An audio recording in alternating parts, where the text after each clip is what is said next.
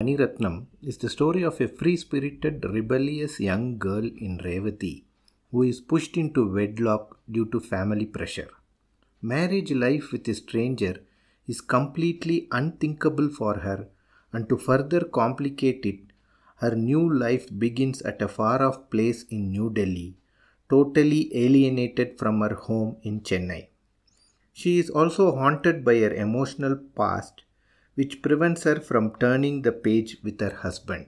Considered by many, including Mani Ratnam, as his first major hit after a string of flops, the wonderful combo of Mani Ratnam, P.C. Sreeram, Ilayaraaja had given life to various shades of Revathi's character, Divya, from being a rebellious, happy-go-lucky girl to a girl who is apprehensive and hesitant towards marriage, and as one who is alienated in a distant new world with a stranger while being troubled by an emotional backstory.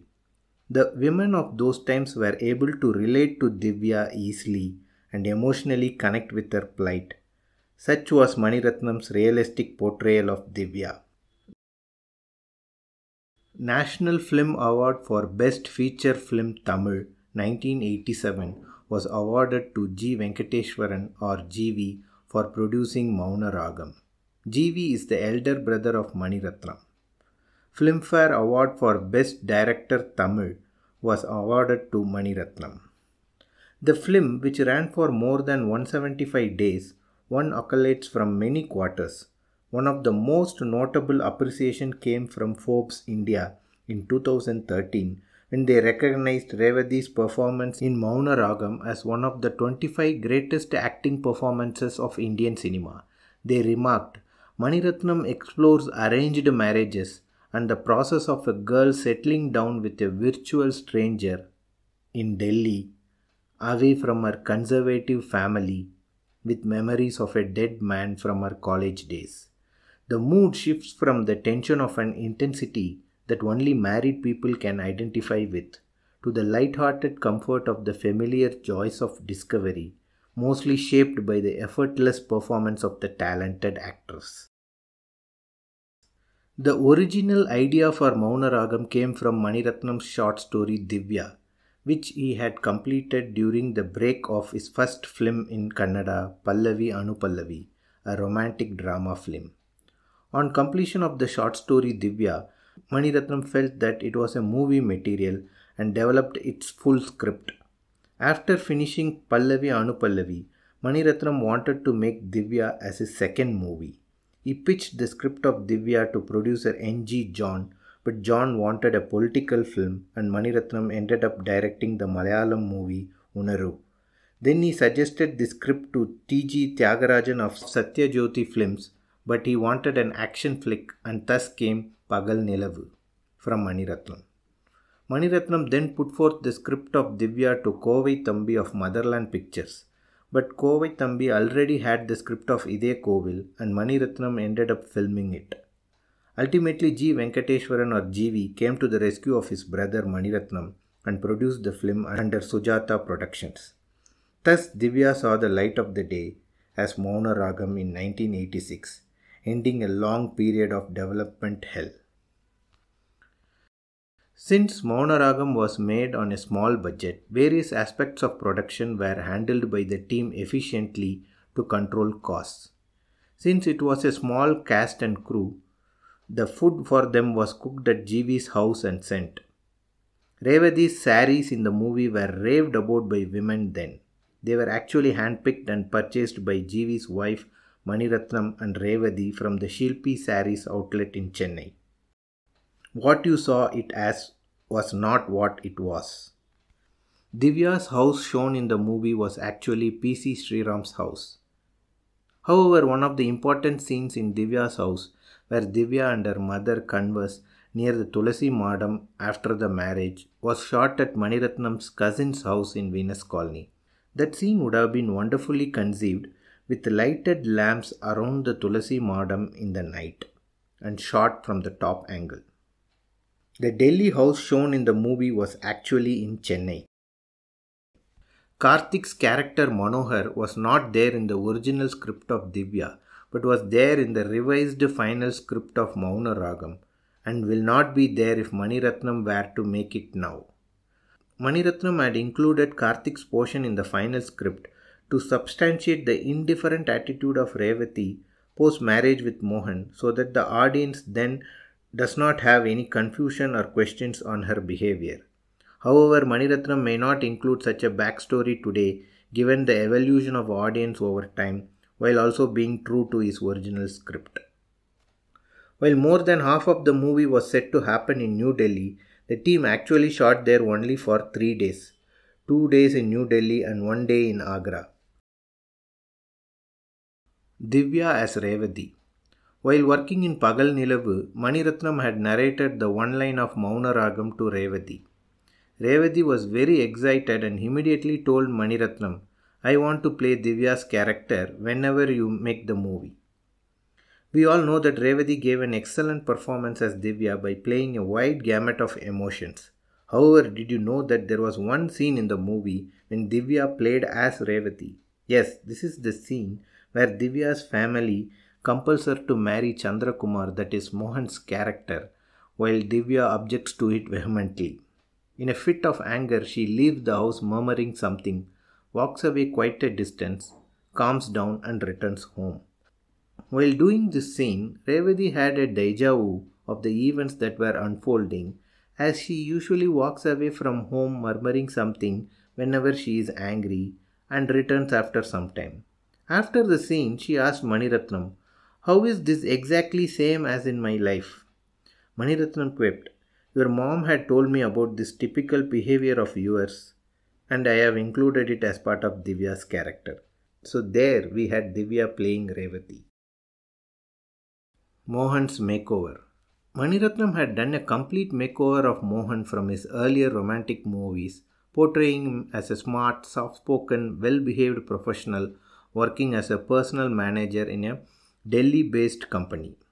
A decade ago, a similar change was replicated in Simbu by GVM for Vinaythandi Varuvaya in 2010, a marked shift from his regular masala movies. Mohan would have played Chandrakumar's character in a subtle manner, making it one of the greatest performances in his career. Mani Ratnam wanted to bring the feel of a Delhi house in the house to be identified in Chennai for Mohan's Delhi home. Though the movie was set to happen largely indoors, he still wanted it to be as lively as it would look when shot outdoors. PC Sreeram came up with the idea of using backlighting for the indoor scenes, which worked very well. Since they wanted a house with provision for a lot of sunlight, Tota Dharani found one in Kirpak, Chennai, which was shown as Mohan's Delhi home. Karthik's intro was planned to be a mass scene to emphasize his rebellious, agile nature. To get the low-angle shots, PC Sreeram tried an innovation by sitting on a bedsheet while the crew dragged him along with the bedsheet as Karthik entered the scene. The entire scene was given the feel of a Western movie. Ilayaraaja's music served as the backbone of this highly emotional romantic drama, as it gives life to the various nuances and subtle performances that Mani Ratnam had got from the lead actors. The background score is at the pinnacle of Ilayaraaja's best background scores. The entire feel of the movie was brought by Ilayaraaja in the title music itself, if you observe keenly. He gives 3 major pieces of music during the opening credits. While one piece is in line with Revathi's happy-go-lucky nature and signifies her free-spirited, fun-loving face, another piece brings out beautifully the internal conflicts and longing between Mohan and Revathi, while the third piece fits well in the Karthik's phase of the movie, where he is naughty, adventurous and fun-loving, a true bliss to the ears and mind. The songs compete heavily with the BGM in this masterpiece of Ilayaraaja as well. The songs were chartbusters then and are still at the top of the playlist of any 90s kid. Each song was fresh and gelled well with the flow of the movie. The song Mandram Vanda was reused in the Hindi movie Chini Kam. Revathi was so possessive about her movie songs that after the premiere of Chini Kam, she went to Ilayaraaja and asked, "Why did you reuse the song from my movie?" To which Ilayaraaja replied with a smile. While talking with Bharadwaj Rangan about the background score for Karthik's intro scene, Mani Ratnam dives deep into the process followed by Ilayaraaja while composing background music. Mani Ratnam explains, for BGM, Ilayaraaja watches the full movie once. He then plays the reel and takes some cues as and when required. He then starts preparing the musical notes. As he completes it for few scenes, his team starts photocopying it while he prepares the notes for the rest of the scenes. Such is the enormous pace at which his team works. He would weave magic on the screen by bringing the best background score that suits the scene. It is always ecstatic to watch your final scene on screen complete with his stupendous background score. If you have anything to add, you would need to inform him at the stage when he is taking cues. Else he would have finished and you will be at loss. For instance, on the Karthik intro scene, I gave him a small background information on how it was conceived with a western feel, and that is enough for him to give it the right touch required. You would notice that the scene has a BGM with a Spanish touch. Mr. Chandramouli vs. Chandrakumar. While there were two Chandras in Mouna Ragam, the main character is that of Chandrakumar played by Mohan. But even today, when you say Mouna Ragam, people will immediately say Mr. Chandramouli than Chandrakumar, the Mohan's character, because of the iconic Mr. Chandramouli scene involving Karthik, Revathi and Raj Shankaran, which had a large impact on the audience. Raj Shankaran, who played the character Mr. Chandramouli, had an interesting information to share in an interview, that the name of Divya's father's character was not decided till the start of the shooting. Ultimately, they named the character as Chandramouli, which was PC Sreeram's father's name. Divya's house was actually PC Sreeram's house, and you could see the nameplate with Chandramouli in few of the scenes. Staccato dialogues become the de facto dialogue delivery approach. Many feel that Mani Ratnam started using staccato dialogues, that is, speaking in fragments of short sentences followed by silence, from Mouna Ragam. However, in his conversations with Bharadwaj Rangan, Mani Ratnam says, "I have used it in my first film, Pallavi Anupallavi as well. Since it was in a different language, many people started noticing it only from Mouna Ragam. I want to capture the interactions between my characters as an everyday conversation and not as a dialogue induced only for the movie, which kills the realism." Prabhu Deva's first movie appearance came in Mouna Ragam. He is the boy who plays the flute in Panivilum's song. Mani Ratnam initially had offered Revathi's role to Suhasini, but Suhasini was skeptical to take it up without a producer, as she felt it would be difficult to find a producer for this script. Suhasini subsequently married Mani Ratnam in 1988. Mouna Ragam was originally A certified, since one of the censor board members noted that it was unacceptable for a housewife to ask for a divorce in those times. Well, Mani Ratnam had a series of discussions and convinced them.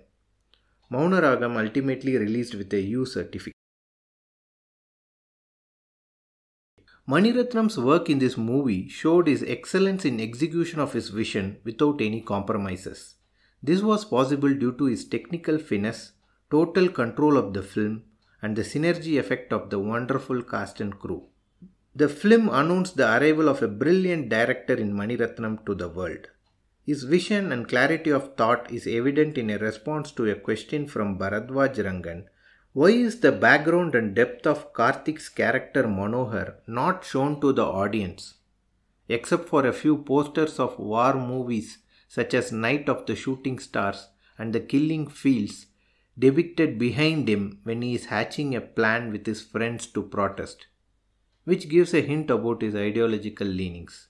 Mani Ratnam responded, "Divya narrates Manohar's story from her point of view. She has seen him only in few instances. She has neither asked him about his background nor is interested in it. So it is fine that the audience knows Manohar just from Divya's perspective. Ultimately, it is Divya's story. From the creative world, Sudha Gongara, the acclaimed director of Irudi Sutru and Surarai Potru, felt that the free-spirited nature of Revathi connected well with her, especially where she speaks up against the marriage and the expectation of being with a stranger immediately. She feels that the movie perfectly reflected what teenage women like her were thinking at that time. This moment after Mouna Ragam actually made her decide that she should become a director and make good movies. Mani Ratnam became her mentor later and she assisted him for around 7 years in his critically acclaimed movies such as Kannathil Muttamittal, Ayudha Eluthu and Guru. If this video has enthralled you, please do share this video and subscribe to our amazing channel. For now, it's Madhi signing off from you. Thank you.